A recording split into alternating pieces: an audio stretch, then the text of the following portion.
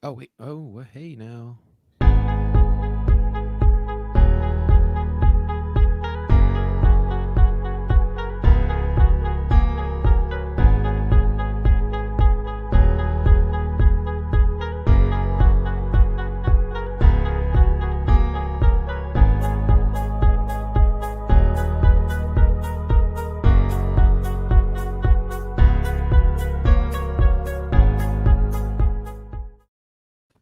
Tuperas y tuperas, today on DOOP by the River. I really can't believe I'm saying this, but welcome to the Eastern Conference final version of DOOP by the River. We're going to discuss the win against Nashville SC on Sunday afternoon. And of course, we're gonna look ahead at the Eastern Conference finals as your Philadelphia Union will in fact host NYCFC at Subaru Park this upcoming Sunday. And don't you dare go anywhere, ladies and gentlemen, because you do not want to miss this episode of the Eastern Conference final preview. Let's get this started, guys. Dale.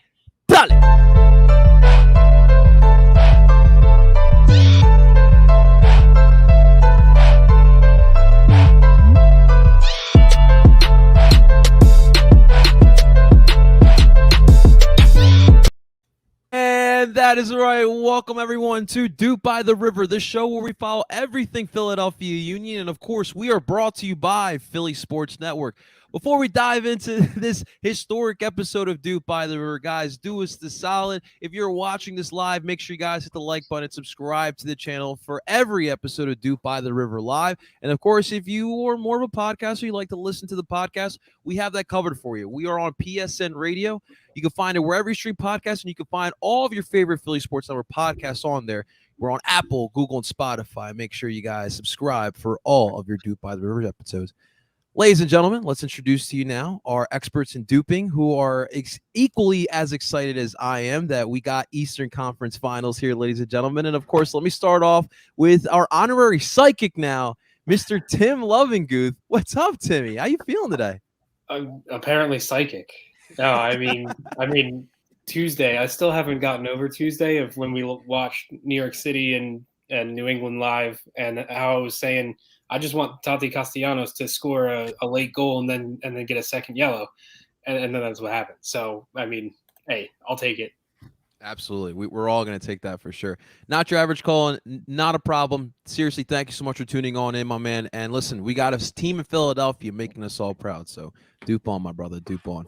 All right, ladies and gentlemen, let's move on now to my man, Mr. Zach Labasso. I'm sure he's got the piping hot takes here tonight. Zach, what's up, man? Always. Nothing much. Just hanging out.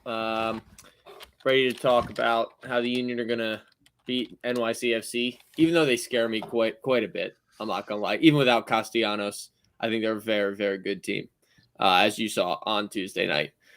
But yeah, I'm excited. As Meek Mill once said, "Scared money don't make no money." We can't play scared, Zach. We can't play scared. No, you can't play scared, but I can watch scared. I think we all are. That's totally different. It's life of a Union fan, the life of a Union fan. And then, of course, I literally can't read his name without having a straight face. Ladies and gentlemen, please welcome Justin. He has tickets for Sunday. Right, what's up, Justin? Like I said, you knew I was gonna come with something good, and I gotta come with the subject of one of many Twitter war zones that was going on today throughout Union and NYCFC Twitter. But listen, I am ready to talk about what an exciting atmosphere Sunday was, and what an exciting atmosphere Sunday will be when we advance to the MLS Cup final at home against RSL. And host, yes. And I'm talking into existence. We are playing on December 11th at home at the Sud. It will be rocking. I got to get some RSL gear, honestly, for Saturday. I got to get some, just real quick, and then I'll burn it. And then just get a Bobby Wood Hamburg jersey, and that'll be yeah. I'm sure I can get that. I'm sure I can get that here real quick. Yeah, that'll be like that. Oh, green screen it on. Let's go. Just go to Justin's closet. I'm sure he's got it. Yeah, he's got one. He's got one. I do not have a Hamburg kit, nor do I have. You better not. I'm just kidding. Unfortunately, that is not in my repertoire. It's all good.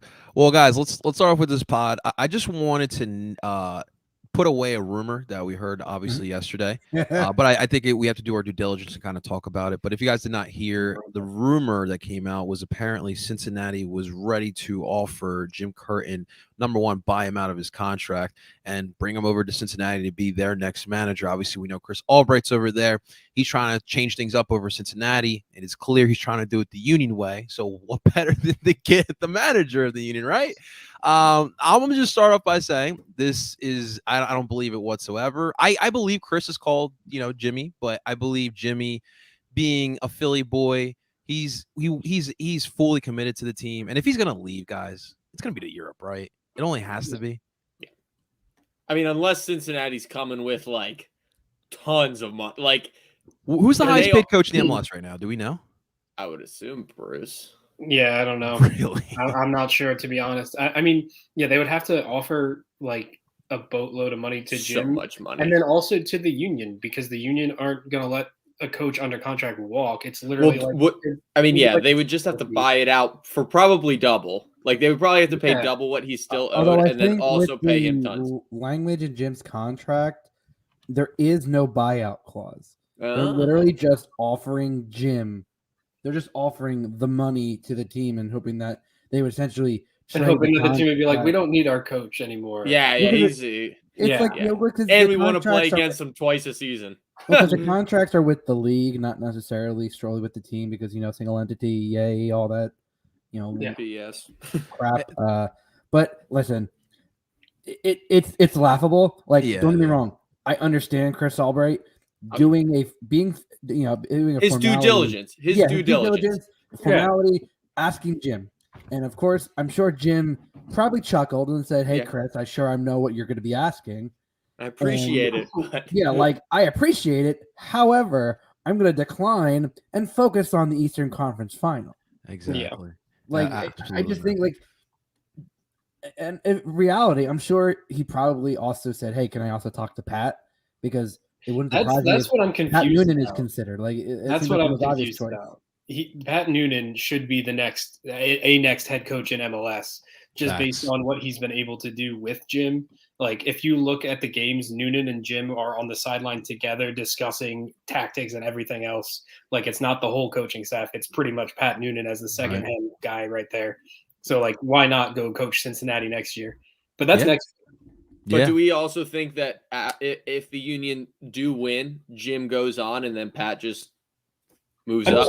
I don't think Jim would move on in MLS. I think no. I don't mean MLS. I mean like to. Oh yeah. Maybe he said he wants over there. He said Coach his Brennan again.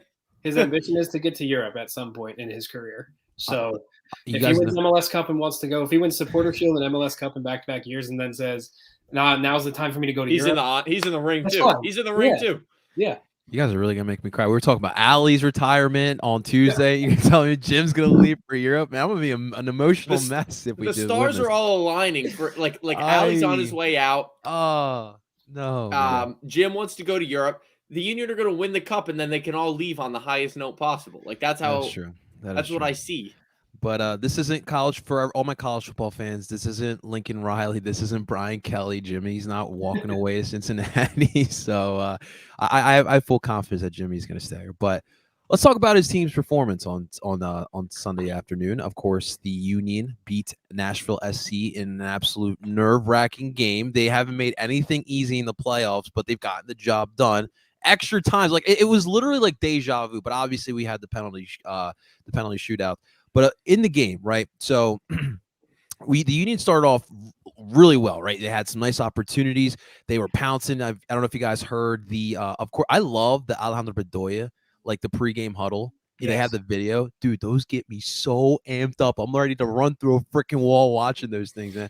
And then in the 38, after the Union had some great opportunities, Nashville started getting it going. The Union fans got Mukhtar going as well. And he gets a goal. We could talk about how that goal happened. I thought he did a good job of disguising himself a little bit behind CJ Sapong and of course Alvis Powell.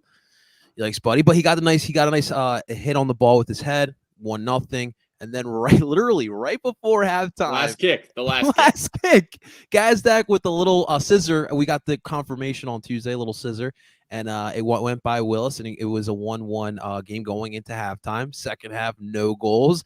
Extra time, no One goal. goal. Wait. 1 goal. What do you mean? One goal? Gazdag did score, and In it should second have goal. counted. Oh, I you're don't right. know. I don't know about that one. I Watching the think that's a goal. replays. Watching the I think replays, that's a goal for sure. It's don't know. whether or not believe Sergio fouled or not. I think. Oh no, Sergio fouled. I think that the keeper just absolutely missed the ball and Yeah, he fell missed- into he Sergio. misjudged But that, Sergio and also then- ran into the keeper. But he's just Yeah, but- standing. What is he supposed to do? Tim, throw it's- himself the other way. I don't care. Yeah, but he doesn't know he's gonna miss it. Zach, Like, what would you do if you're Sergio? I would have done the same thing. I'm That's standing there waiting for the ball to come to me. And I'm What do you sorry, want me but to if do? you're Joe Willis, you gotta be more commanding in your box. He did not look like he had full confidence in that, and then he got bailed out by the ref. He missed that ball so bad, so bad. All right, but then we had obviously the penalty shootout, and all of us were a nervous wreck. I mean, obviously, if you're a Union fan since day one, when you hear a penalty shootout in a tournament-like situation, you want to run away. I completely understood all you guys. I was But- excited. Yeah, of course you were, Zach. Why wouldn't you be? I love pens. But then what happened? I still can't believe. Jack Elliott goes up, makes his, Smashed it. Slots that thing. dude, and then Mukhtar goes up. I could have sworn he was going to make that. Horrible I- pen. Yeah, Horrible. he didn't hit it very That well was at all. not a well taken penalty. And Andre guessed the right side as well. And Yeah. after Nothing that, but thing. I felt a little bit better. I don't know about you guys, but I felt a little bit more comfortable seeing that Andre stopped their best goal scorer, and I felt a little bit better. Obviously, we saw Sergio go up next. We could talk about the decision there, but he misses, of course. And then Godoy goes up. Andre picks the right one again. Jack McGlynn, the youngster, the 18-year-old from Scranton, goes up, ice in his veins, makes Wills pick the wrong side, and he gets the second goal. Mule goes up, misses, and then why am I blank? Walker Zimmerman absolutely skyrockets it. I would not have expected that to happen whatsoever, and an impressive performance by the Union. We walk away with the win in the shootout, 2-0. Oh my God. I'm reliving it now, guys. I still cannot believe what exactly happened. Guys, let's get to our thoughts on this. Yeah. Justin, you can start here, my man. Dude, your takeaway from Sunday afternoon or Sunday night. This team is mostly a complete team. And I say mostly because we all know that the glaring Polish striker like hole up top of this Christmas tree, which honestly in the playoffs has actually been, I think, the right idea. Yeah.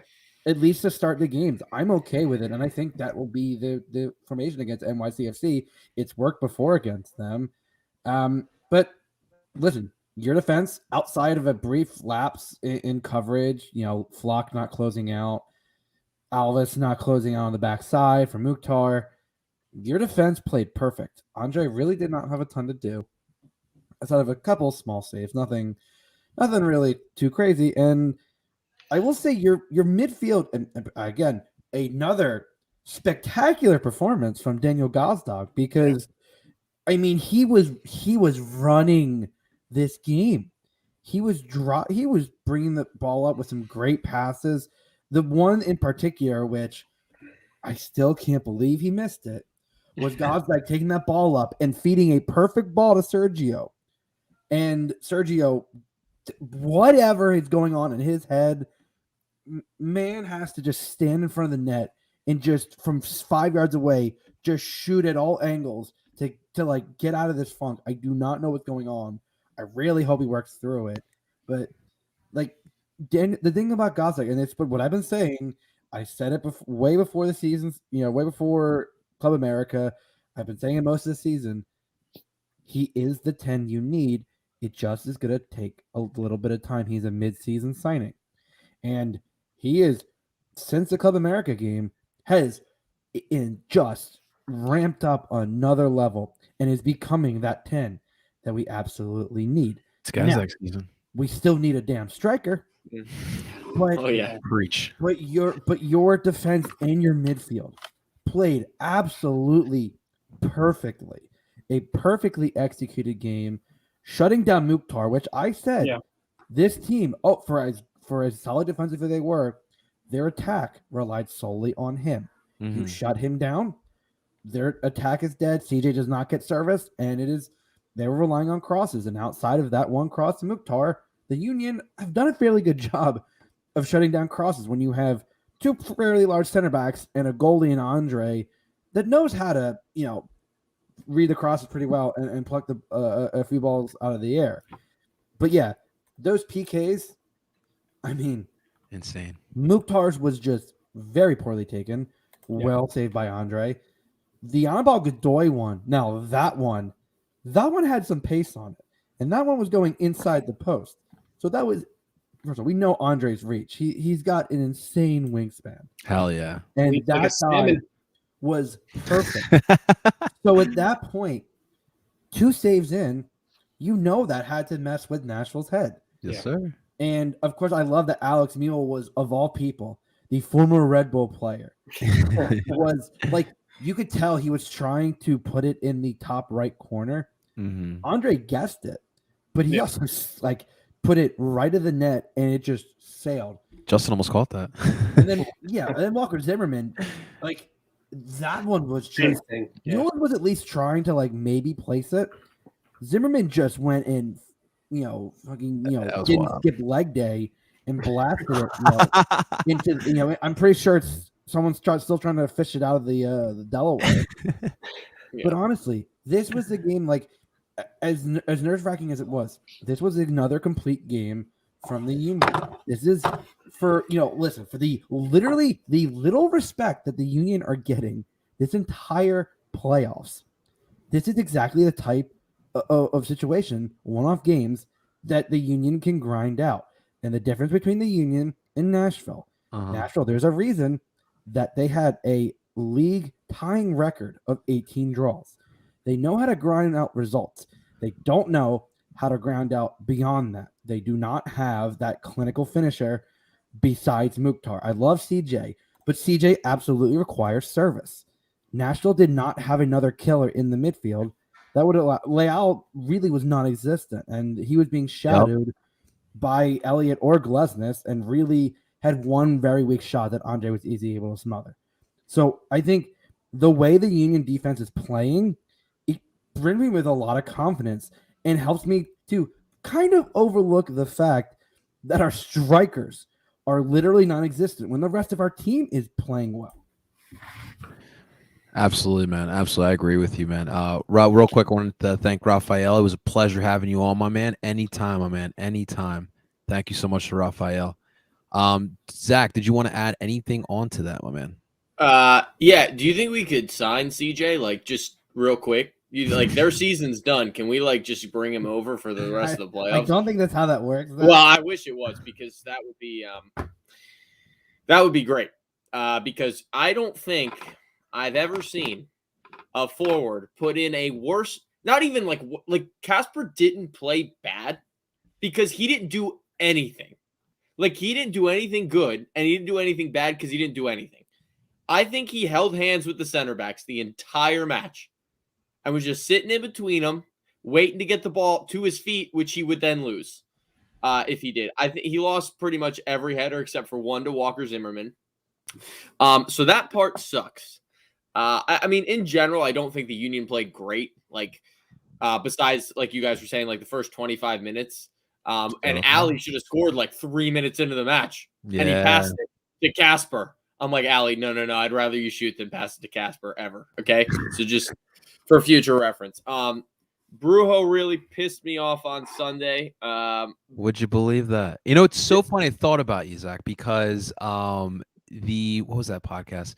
The MLS MLS Gone. I think it's MLS Gone Wild. I'll have to double check. But they had El Brujo into their playoff all 11. I was like, oh my god, Zach.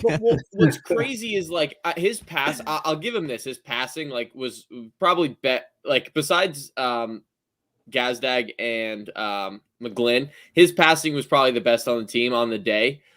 but I was extremely confused as to what he was trying to do defensively. Like, he wasn't marking anyone. That's what he does. Like, he wasn't marking anyone.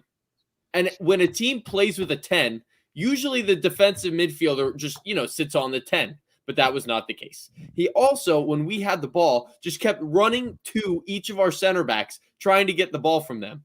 And I'm like, I'd rather have one of our center backs pass the ball than you. And then at one point, he was next to Glesnes.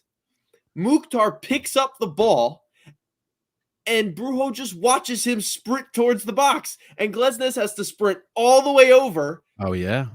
And Mukhtar has a shot, and it went. Luckily, it went right to Blake because Glesnes got over there and was right next to him. But I'm thinking, like, what? It gave me New England 2019 vibes. Oh, Mm-hmm. Or 2020, whatever year, whatever year. We I know lost what you mean. I know. Yeah, whatever year we lost to New England. But and when he got subbed at halftime, of that New England game because he was so bad. And I was thinking to myself, like, oh my God, this guy's just gonna cost us the game. Luckily, like, he didn't. And Powell just, had a little Bizo moment. So it happens, you know. Miss our runner, it happens every once in a while. Can't happen again. But I mean, all in all, like Justin was saying, like, we grinded out the win. Like, it is what it is. Like, I can be as upset as I want, but if we come away with the win at the end, I'm gonna be happy. Yeah, it's just like my blood pressure for the entire 90 minutes because I'm pissed off at players is gonna be through the roof. And that's the thing, Zach. Like, Casper can be sucking up all these one. If the Union win, we'll be talking about it. Yeah, but it'll be tolerable. Yeah, because they won. Now, if they lose and Casper does nothing, I will rip his head off. You're not gonna be the only one, man. You're not gonna be the only one. He'll score. He's gonna score a hat trick. One of these next two games, he's gonna score a hat trick, and then I'm gonna be like, please sell him, because his stock will be super high. That'll be tough there. Jared has a message for all of us: be loud for me, boys. Yep. Yeah, Jared. I'll try and lose my voice, Jared. I will try. It sucks what happened, man. Hope you feel better, and we'll definitely be loud for you. Yes. Absolutely, Jared. Absolutely, my man.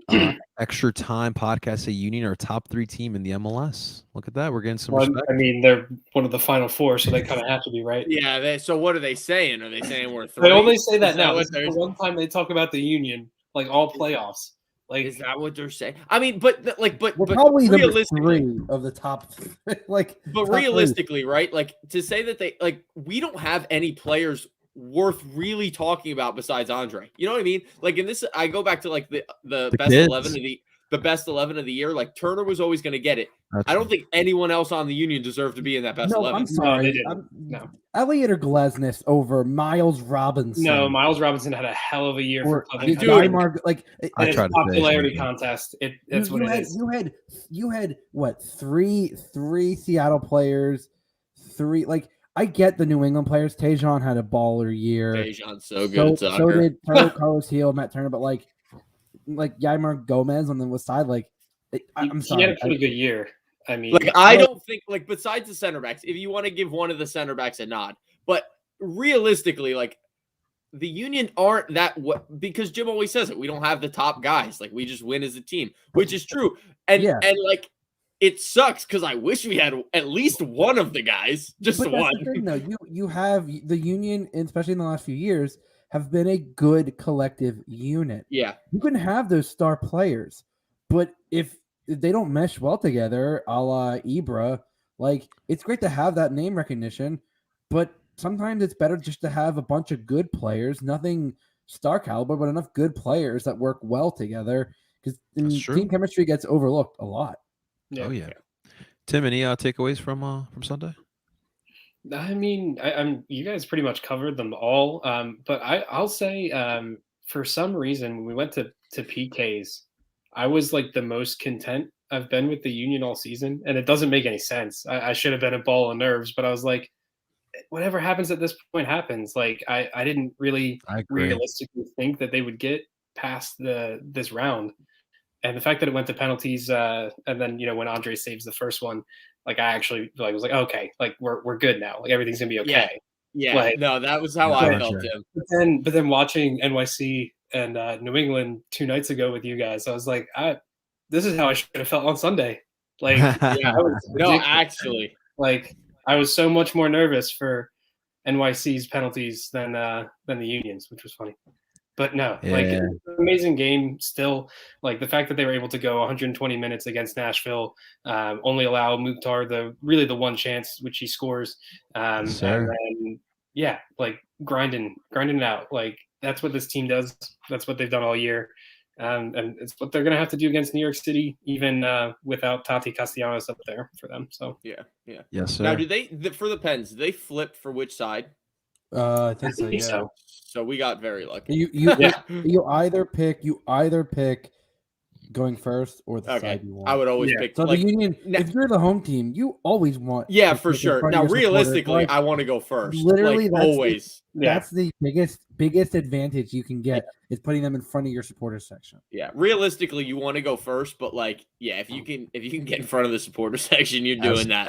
As Raul is saying here. Yeah, Union fans made exactly. the goal net smaller for Nashville during the penalty kicks. Home field Hey, advantage, man. baby. That's that mindset, man. They peered deep. Andre peered deep into their souls. Yeah, as he And they did squatted not down. like what they saw. He almost got a yellow card. He almost got a yellow. Did you guys see that? No, the funny thing was he did enough for the ref to make him go back, but not enough to warrant a card. Like he just kind of stood there and Chapman like pointed back, and then Andre went back. Like he didn't. But at one point, he did have his hand in his pocket. He did put his hand in his pocket. It was like, I'm going to give you one. But it's like, it's typical Shithauser. Like, of course, no, I concur. It was just funny because I was like, oh man, Andre might actually get a yellow. Andre had done what I saw in a Bundesliga game where the goalie kind of just stood to the right of the penalty spot and twirled with his cleat in a circle to loose the dirt, and then the player slipped and missed. I mean, Nashville did that on themselves, but like it would have been just funny to do, like, the level of Shithauser. And Andre said, like, he was just in a zone. Like, he talked about it that moment. Everything out. Like, he's flowing. He was in his flow. Even with the interview, like it was that, like he was still coming out of that zone. Like, he was still in that. Like, he was probably just like, literally in the interview, Julian Stakovich was interviewing him after the game, and like. He like seemed so distracted because he was still like trying to process. We just won that game, and I made 2 big saves. Like it was like I love what he said in that interview. He's like, yeah, when I because she asked him about like why he was crouching before the shots, and he's like, it's my last chance to like look at the ball before I make my decision. And I'm like, oh, this is brilliant. Like this guy is like at another level right now. Justin's taking notes. Justin's like, all right, gotta crouch every pen. Gotta be 6'2". Massive hops. Yeah, like there's a few things that I might need to change about myself. No, Justin, it's all in the squat. It's all in the squat. It's all in the squat and staring into the soul of the ball. And when you connect not with the it, soul, you will get it. And then you stand up and then you stare into the soul of the player. And then it's just a circular energy. Doopsburg here with a good point. Our strikers in bad. Well, this is pretty funny actually. Our strikers in bad form from the new iteration of That's So Union. I mean, hopefully not for long. Hopefully not next year. And one has to go in, right? Like, what'd you get? What'd you go for Rui Diaz? I mean, apparently, yes. Let me talk about a Rui Diaz type striker. Well, Rui Diaz might be available. Yeah, Nate. While I agree, Sergio, like in front of goal was really bad. He did more in his limited time on the field than Casper has done the past 2 games combined. Yeah. Like he just getting down the wing and crossing balls in is more than Casper could ever hope and dream to do. All right, well, gentlemen, listen, that was fun. Did you guys have fun on Sunday? Yeah, so much fun. Yeah. I'm gonna have even more fun this Sunday. Well, exactly. I would say a blasty blast. Well, exactly. Because now, guys, it's the real deal. Eastern Conference Finals for a trophy. For a trophy. Shield Conference Finals. It's going to be exciting. Of course, as everyone knows, we're going to be hosting NYCFC this upcoming Sunday. And guys, look, you guys know us. We try to get you guys the perspective of the other side. And what better to bring on a returning guest today for this preview of NYCFC. Ladies and gentlemen, fresh from England, please welcome The Cooligans! Yo, It is 1:30 a.m. We slept Y'all 2 shut hours. Yo, Why are we on this? I don't know. okay, Alexis is here to complain. I'm here to gloat and boast. Because And why are we going to talk to people who are a fan of a team we're going to beat in the MLS playoffs? It's Oh. you know, we're doing them a favor. We're gonna go on the Revs podcast. I mean, listen. What's up, guys? When Johnny happening, said, baby? "Oh yeah, Christian is going to be on. He's in England," I'm like, "You must have had a typo. It must be New England, Yo, right?" no. These Hooligans two, going global. yo, these 2 credit card miles, yo, that's crazy right now. We go from New York to New England or Boston, whatever Foxborough will call it, how to does England. Gully Bucks translate to credit card miles? How's that Into work, sleep guys? deprivation. Bruh. And airline miles. Just want to let everybody in Philadelphia know we're in serious debt. We have real problems. We need to win this game on Sunday. It's just a lot is Dead riding money on now. it. It's dead money now. Well, I do have to ask, guys. From my understanding, it's not the World Tour; it's the Cooligans Tour. You guys are gonna be there for the Cooligans, the Cooligan Derby this year. Yeah. That's right. Everton is taking on Arsenal. We're gonna watch it on Monday, and we had this planned. It was like a big surprise. Let's go. I get to be there for Rafa's last game, which is so dope. Or Arteta's last game after that performance today. ooh, I mean, we believe in our managers. We're not our managers aren't leaving us for Real Madrid. I mean, who's calling Arteta to manager? Guardiola to be like, what should I do? That's what. Remember, Anyway. buddy. Yeah, we are watching Everton Arsenal. We were supposed to see it in the summer, and it didn't happen in the preseason. Arsenal couldn't make it. At first the Delta variant, and now the Omicron variant almost stopped this one. Okay, God damn it. so yeah, Yo, COVID hates the Cooligans. COVID is a fan of You gotta have the Gully variant to stop that stuff, man. So yeah, so we're excited to be here, and we didn't know. Obviously, we didn't know how the playoffs were going to pan out. You know, just a couple weeks ago, NYCFC weren't even in the playoffs, and and so we were getting super nervous. And then yeah, after that, especially after that match against Atlanta, and then after against New England, NYCFC winning in penalties. I mean, you guys know exactly what that's like. You know, it wasn't as scary because Nashville couldn't even bury one. So, yeah. but I've never seen that before. I've never seen an entire team miss every I have penalty. not wild? either. But It you know, was John, wild. when he had posted a video when Philly won, and he was very sir. emotional, and then As always. so we filmed ourselves during the penalties of that game. It was like looking at the same video. It was just it was the Dominican version of Jonathan Zapata. Okay. Which has been said so many times. Everybody says that. El parcero dominicano, they call me. I'm setting trends throughout the league. Let's go. No, I'm just kidding. That is awesome. No, Philly's scared because they're only allowing 5 NYCFC fans to buy tickets. I don't even think they're allowing all the players. Listen, if you guys want to be comfortable, we can have a bunch of the supporters go to Citizens Bank Park, and Tati can watch on the big screen with the fans. Tati gets to rest his legs for MLS Cup final. It's not a bad deal. It's not a bad game. I cannot believe he's missing this game. It's what is Which it? you can Anyway, blame- well, you know, You it's can blame frustrating, but Tim on- you know, can blame you got Tim on that one. a little because bit of an Tim- advantage. Tim in our live stream literally predicted the beginning of it, said Tati would score, and then he said getting a second yellow, taking his shirt off. Yeah, We've been I thinking said before in whatever extra that tackle time, was. he would take his shirt off, get a second You know what, though? yellow. Those probably had good odds on that. I didn't bet, and I lost a lot of money, Right. so it's I fine. would have taken that bet foolishly. I would have preferred him getting the second yellow for taking off his shirt over tackling a guy when you're up inside your own half. He's 3 yards in front of you, running away from you. Wildly unnecessary. Anyway, what are you gonna do? that was absolutely wild. So tell us, like, obviously, first off, congratulations, NYCFC, recognizing the hard work you guys have been doing for the club. I mean, even for the league in general, for the sport. Man, how was that like? You know, going out there with NYCFC and being in stands. It's gotten to the point where like I still remember the times where like there'd be a game, and I'd be like, man, it'd just be so cool to like get to either talk to the players before the game, or to do this, or like a cool thing happen in a game. Like, wouldn't it be cool if we were hanging out with the players afterwards and we can like joke around and riff? And now those are the kinds of ideas that we get to pitch. And, huge playoff game. I didn't get a chance to go to the one prior.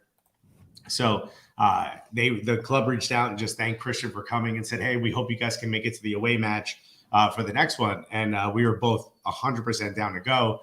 And then sort of the conversation started like, well, if you're both going, why don't we do content around it? And even actually, this was probably this season when we filmed stuff, I think we broke new ground because the club is, tentative. You got playoffs. You got playoffs. You got a club. You got two comedians. You don't want them to say wild, outlandish things. And so we'll like take a couple extra takes to just riff and have a good time and be like, if you can cut something more respectful from that, use it. And I think this was the first time that they used one of our more, pointed jokes. And they even gave us the outtakes to use on our social. And I think it was the reaction from that. It was similar to the first time we did that sort of the videos with Tati, Goody, and Medina, or as the Revs announcer calls him, Jesus Medina. He did do that several times. Jesus Medina. Oh my God! You get Jesus right. I don't get it. Is that like James Rodriguez? Like, is that the? So dumb. But like when we did those videos, that was like a big moment for us because to that point, they really had never really let us interact the way we wanted to with players. It was a lot of question and answer. It wasn't like, just go have fun with them. We'll figure it out. Yeah. And then riffing those jokes, even Christian's like, dude, come on. Like you can hear him in the videos, like, they're never going to use this. Was the Tony had, and they actually used it. And even when they couldn't use it, they let us use those clips for our social. So it feels like we're continuing to make headway, even in just getting a club to be like, maybe we can let them be almost 80% cool again. Yeah, I mean, it's a dream come true. We've been season ticket holders since day one, and the fact that we get to work with the club in any capacity is a dream. I mean, it makes it even more significant and emotional because not only are we like in the stand celebrating with everybody, but then like, I saw James Sands after the game, and I was like, "Yo, how you doing?" And he was like, "Get away from me, stranger."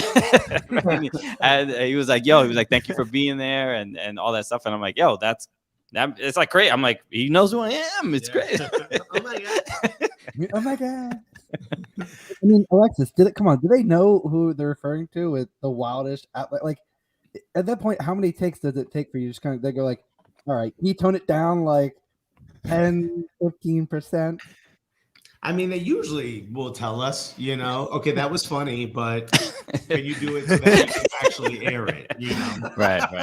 And I think Christian and I will always try the joke to let them know, like, hey, we got this in our tool belt. If you ever need it, let us know. Really drive the point there, guys. It's a sponsor deal. You're not allowed to say those things. Yeah, when we did the video in front of Gillette Stadium that they put out the other day, once we saw it, it was like, oh, I can't, I'm surprised that they did use it just because there isn't.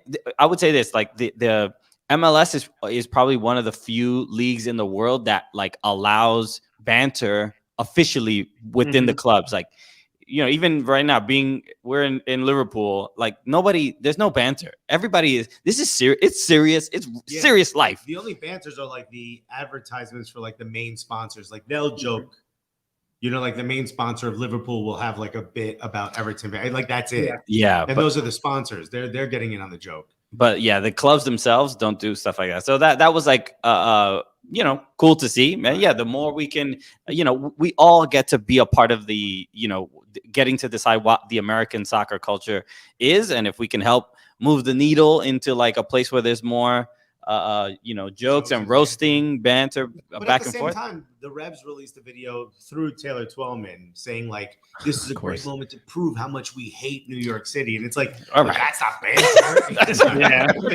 What is Taylor attacking us directly? What are we doing here? That's just imagine anger, Frank but... Lampard releases a video like, come on, New York City. We know how much we hate that trash town Philadelphia. We're like, buddy, you're laying a punchline. Where is the joke there, Frank? Sir, this is the Wendy's. I do have to ask, does Tati Castellanos, is he a fan of the Cooligans?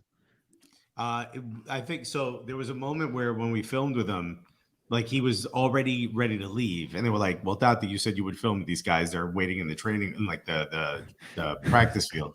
And he like walks out like in Gucci sneakers, like with the chains on, the whole nine, just fully Dottied out. And yeah. And real quick, he was like, he's doing the thing like players do, like, okay, there's 2 minutes, right? We'll do this in 2 minutes, and then my driver is waiting, and it was that. And then as soon as we started riffing with him, there was a moment where he like looked over at his handler and one of the guys that works for the team, like, is this okay? Yeah. Like, am I allowed to have this much fun? How come they're not taking photos, you know? And then he kind of relaxed, and he was out there with us for like maybe another 10, 15 minutes, way longer than he, had originally thought he would be. So he's actually a really cool guy. I don't think I've ever met, like, I think the most surprise was how serious Jesus Medina is. Like, he's really? Like, yeah, he knows he's like a coach. He knows the ins and outs of every play that's happened, formations, the whole nine. And I'm like, dude, you're 20. Yeah. When I was 20, I would fart my hand and throw it. So pretty. What I did last week. That's Alexis's super move. Some people don't know that. No, I was just trying to let you know how serious I took. That's his finishing. So pretty much Christian and Alexis are invited to the mate session. Oh yeah. Yeah, dude. Yeah. Interestingly enough, I know a lot of people, I was even seeing the tweets of like, this is the first time I saw Dottie play, and I don't like that guy. And it's interesting because like the RSL goalkeeper, David Ochoa gets, the villain of the league and causing all this drama, right? But I would argue that Dottie Castellanos is probably a bigger villain and gets under the skin of more teams and more players. Villain. He's our Diego Costa for sure. He's the Joker of Gotham. Yeah. You guys should call him the Joker. I think that's the perfect personality. I mean, I feel like Joker did not have that good of a barber. Rodolfo Pizarro already does the Joker celebration. Yeah, so that is true. That is true. 5 times he scores this season. Well, listen, guys. We do unfortunately have to talk some soccer, some stuff on the pitch here. Is that why So look, that's no lie. I mean, Castellanos is a really good player. I like to say he's a player that I love to hate, but I would love him on my team, right? But it's a big loss for you guys. Coming into Philly, you guys know how strong, especially structurally wise, our defense is. How do you guys expect to like move around and attack without Dottie against the Union? Look, losing the Golden Boot winner is never an easy thing for a team, especially in the middle of a playoff hunt and a massive game, biggest game in the history of the club. But I think, let's not forget just how stacked this team is. If you look at our bench, we've got Aver, who, 2 seasons ago was lighting the league up. You got Thiago, who has an incredible amount of pace, really good on the ball. You got Talis Magno, or as I like to call him, Tallest Mango. Okay. You might want to pull up the side of the road, take a picture of it on your way to Route 66. Man, that quick win from Alexis. That's He every time he comes in the game, he's electric. I think the reason you don't see him play as much is because he doesn't really maybe doesn't have a full grasp of Ronnie Dyla's system just yet. He kind of likes to do his own thing. But you have 3 electric players, one that has shown they can be electric and 2 that have shown in spurts that they can be. And look, it's a huge game. If one of those 3 guys can't step up and do even something as simple, like what's one of the things that I think Dottie Castellanos does so well that the goals often overlook is how well he can play off the shoulder of the center back and drag those guys and split those guys and get huge gaps, which as we're running and passing the ball so efficiently on first touches, all of a sudden that really can draw a player out of position. So can Thiago do that? Can Talis Magno do that? Possibly. They have the pace for it. They have the skill for it. Can Aver do that? Absolutely. Maybe not the pace, but he has the skill for it. We have 3 Brazilians to pick from to replace Dottie. And look, from all accounts, a lot of people are saying that they think Talis Magno will be the favorite to replace Dottie in this game. Because Dottie's, I think his biggest strength is his hold-up play. I mean, he's not even that big a guy, but he's strong. He draws a lot of fouls. Again, he gets under the skin of a lot of players. Talis Magno is not the same type of player, but I think he has the same physicality, but he doesn't necessarily hold the ball up the way Dottie does. I mean, he he wasn't even brought in as like a traditional like number 9, but that's what Tati has become ever since a Bear got injured. So I think the lineup is going to be the same as it was against the Revs, except obviously that replacement for Tati. If there are any other changes, I'd be very surprised. Well, we don't know injuries either. Right. So Tavon Gray could barely walk towards the end. Towards the end of that game. But he's 19 years old. I'm assuming he's going to be totally fine. He'll wake up the next morning and he can play another energy drink and he'll be good to go. Exactly. Because energy drink and you're good to go. I just ran another 8 miles and all of a sudden my leg felt fine. James Sands he did leave the game, but I've heard from the club, my sources have told me that he is fine and he will be playing. So I expect pretty much the same exact lineup. Also, Moxie, a little bit older. He was he kind of pulled up a little bit towards the end of the match. Yeah, I mean, I'm not going to sit here and say we're going into Philly at 100%, but who is at this time of year anyway? Yeah, man. But yeah, like Christian said, we got a lot of options, and there's also Gideon Zalalem, who had a red card and was playing well before that. So he wasn't able to go into the game last time. Maybe he comes into the game a little bit. There's a lot of options. Very good points. Very good points. Now, I want to bring the attention to the Union guys here. Now, look, I think what I want to ask you guys, do you see us sticking with the Feliz Navidad, the Christmas tree, or will Jim kind of change up the tactics here? Maybe add a little pressure with that diamond. Well, we'll start with Justin. What do you see happening here? I think, I think you if it ain't broke, don't fix it. Like the Christmas tree has worked well. It's worked well against NYCFC in the past. The biggest concern going into this game was Tati's ability. The biggest thing I think that he has is he drags the center backs. He applies pressure. When he presses, he does a good job of that. He hounds the center backs. He creates a lot of havoc. I think while there is a lot of depth on the NYCFC bench, I think that presence will be missed, and I think it's going to allow the Christmas tree formation, if Gazdag and Jamiro can play the way they've been playing, especially last week. I really think they'll be able to drive hard at the heart of the New York City defense, and the Christmas tree is working. And if it ain't broke, don't fix it. Feliz Navidad, stay with it. Let's roll. The Christmas tree is working. Ho ho ho, happy holidays, and let's run that to an MLS Cup. What about you, Zach? I think it's going to stay about the same as well.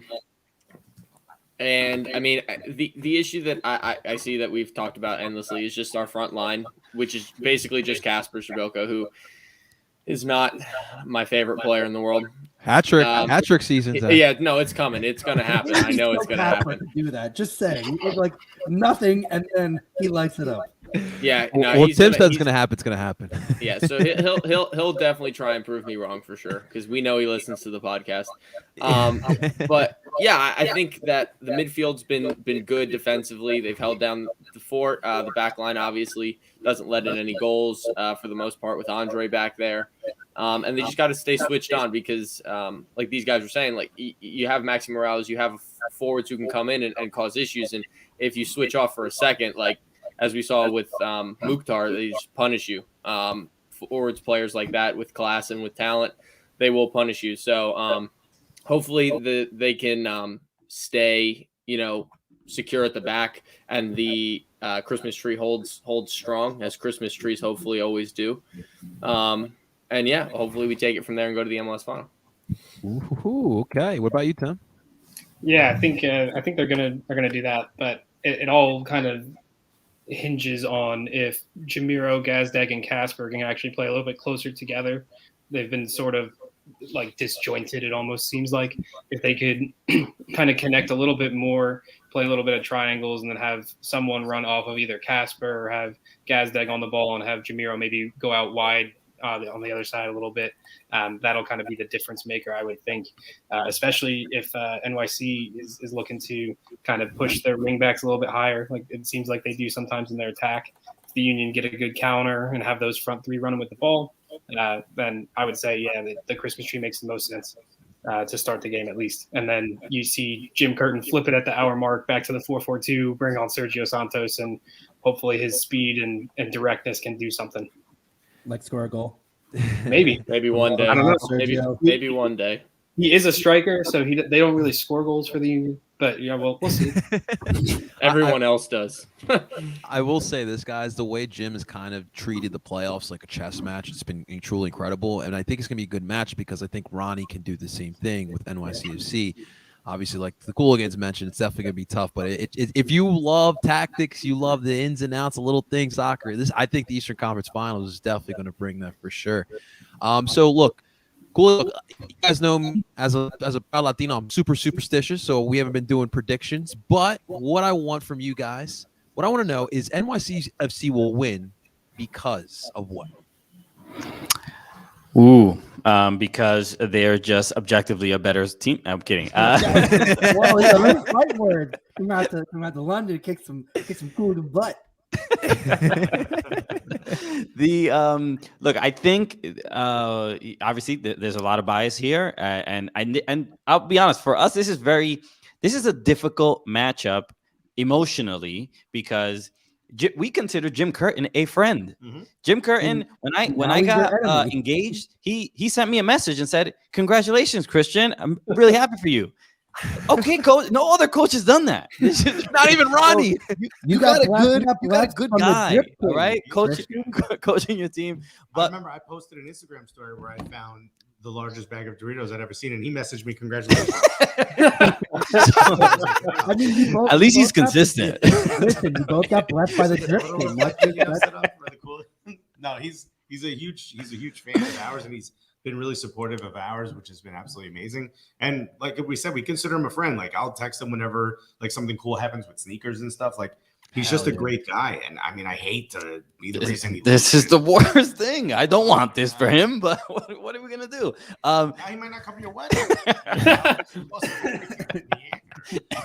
Anyway, on a pure footballing basis, I think okay, well, there's ambulance out here. Anyway, on a pure footballing basis, I think the biggest problem that Philadelphia always has against NYCFC is possession. NYCFC always dominates the ball. I was just at the game, the last regular season match.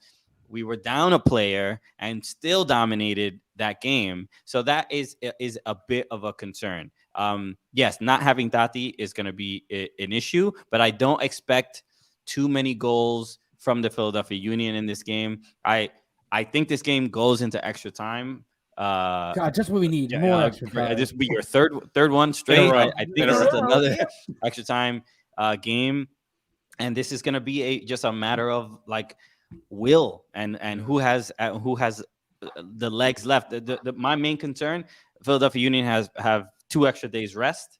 So I think that's going to be a big advantage. And a lot less injuries. But on a pure like one-to-one quality level, each player, I gotta favor NYCFC even without Tati. So I think NYCFC wins this game simply out of talent. I think they just have a little bit more talent than the Philadelphia Union do. And I'll make my answer a lot shorter. I think it's just momentum. I've said it a million times. In MLS playoffs, it's not always talent. It's not always tactics. It's a lot of times it's momentum. Who comes into the game hotter?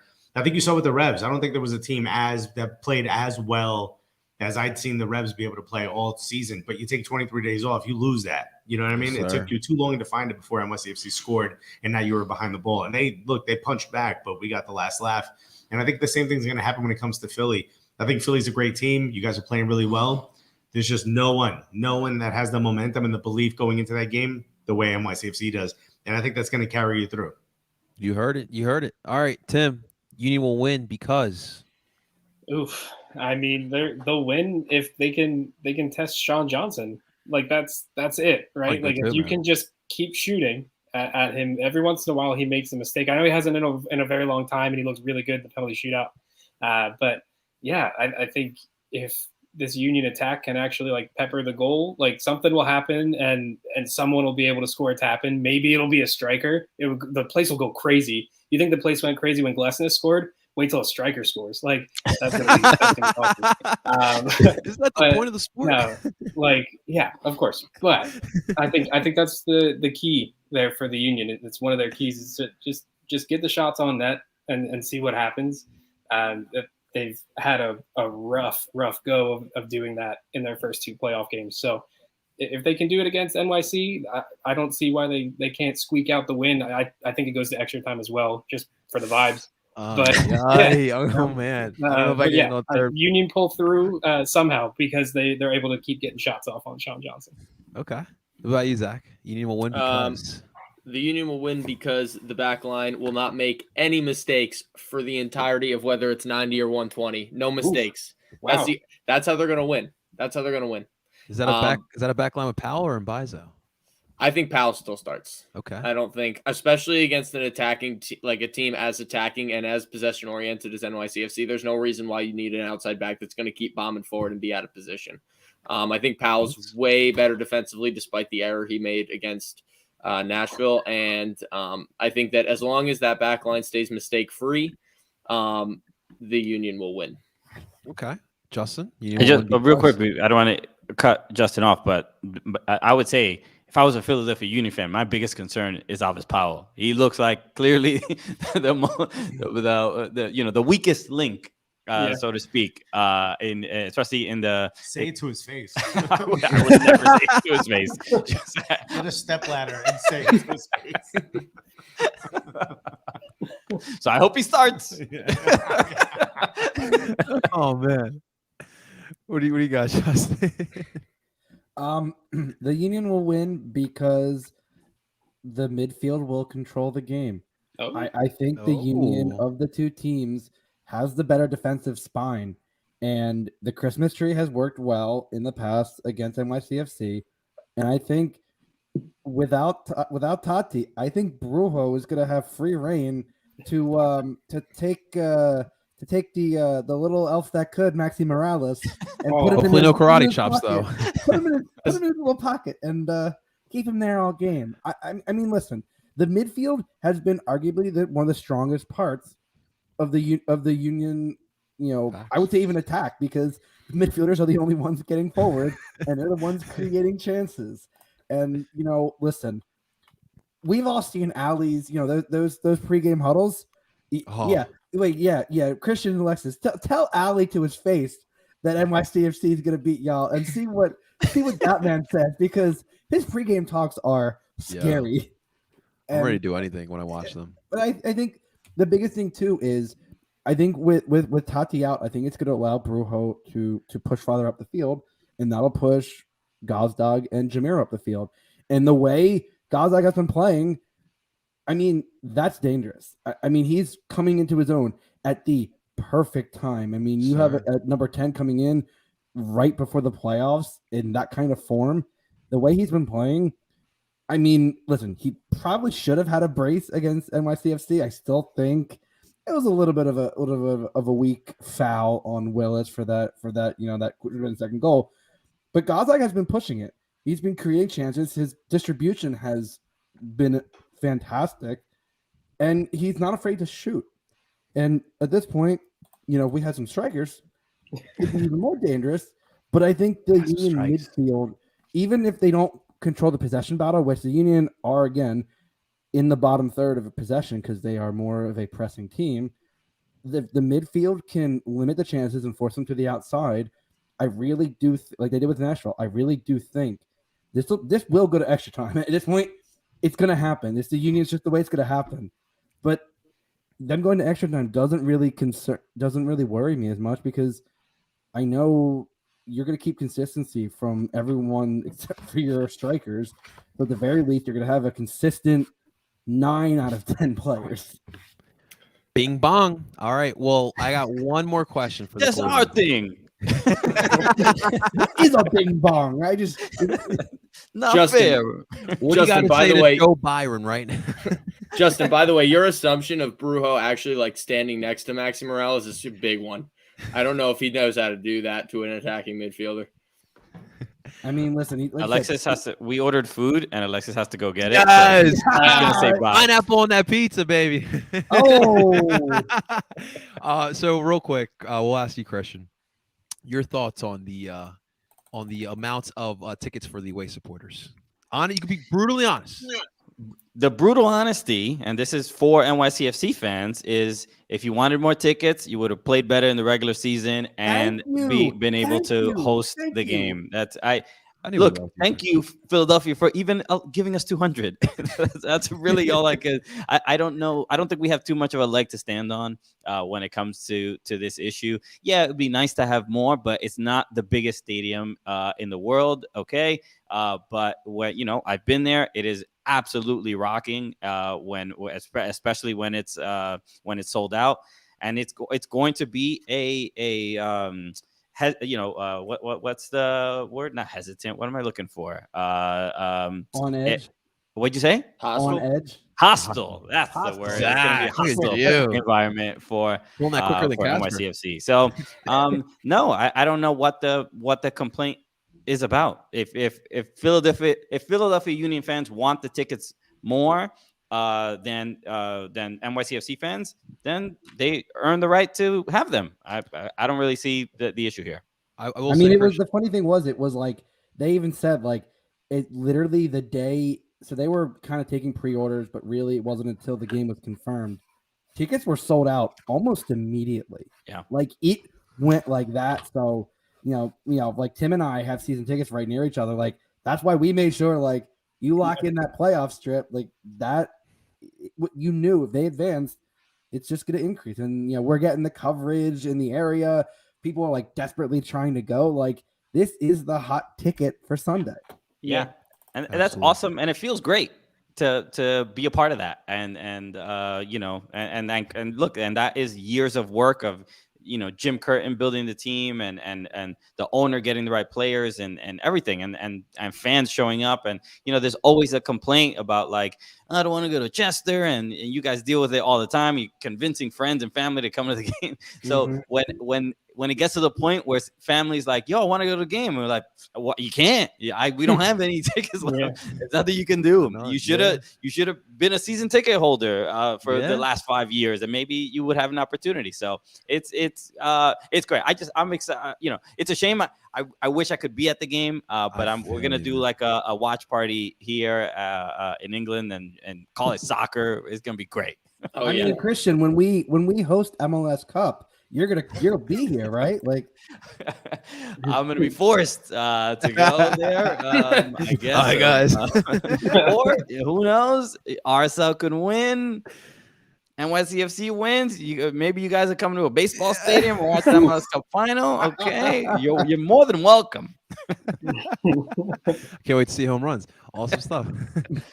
I listen. I just wanted to say I would have been pissed, but I would have sucked it up because, like you said, my team wasn't good enough to have the home field advantage there. So, good point there. Well, guys, that's going to do it for another episode of DOOP by the River. Really, seriously, a huge shout out to the Soccer Cooligans. We all know that they're absolutely destroying the American soccer game, putting us on the map literally as they are in England right now, spending some time. It is currently 2 a.m. right now. Am I correct? 2:03. 2:03 in the morning. So we really appreciate Christian and Alexis both coming on in here and talking some NYCFC with us. So you guys enjoy the derby there on Monday. Thanks, man. It's exciting. A lot of stuff. It's gonna be a fun next 2 weeks. So Alexis doing his toilet dance. No food. Oh, they hoaxed you. Oh man! All right. This evening got way worse. You about to get all Newark on them. Yeah, you better watch those vibes. Those vibes aren't looking good for NYCFC right now. All right, guys. Seriously, thank you so much. Ladies and gentlemen, you can find this episode of the podcast on PSN Radio. You can find it wherever you stream podcasts, on Apple, Google, Spotify, you name it. Make sure you guys rate and subscribe. We would truly appreciate that. Ladies and gentlemen, those are the Soccer Cooligans. That is Tim Lovinguth. That is Zach Labasso. That is Justin has a game ticket for Sunday, Friedberg. Of course, I go by the name of El Parcero Philly, and we're telling you guys to DOOP on. MLS Cup Final, baby!